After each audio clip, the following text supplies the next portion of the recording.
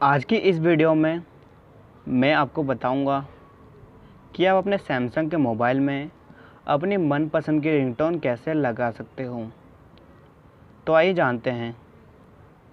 सबसे पहले आपको अपने मोबाइल की सेटिंग्स में चले जाना है और यहाँ पे आपको एक ऑप्शन दिखाई देगा साउंड्स एंड वाइब्रेशन। आपको इसे ओपन कर लेना है। ओपन करने के बाद यहाँ पे आपको दिखाई देगा रिंगटोन। आपको इसे ओपन कर लेना है और फिर यहाँ पे फिर से लिखा होगा रिंगटोन। आपको इस पर फिर से क्लिक कर लेना है।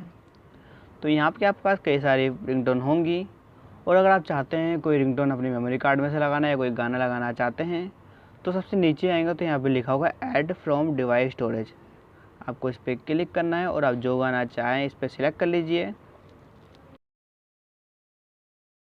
और इस पर सिलेक्ट करने के बाद आप इसे ऊपर की तरफ से डन कर दीजिए। डन करने के बाद ये जो रिंगटोन है लग चुकी है और जब भी फ़ोन आएगा तो वही रिंगटोन बजेगी। अगर आपको वीडियो पसंद आई तो वीडियो को लाइक ज़रूर करिएगा।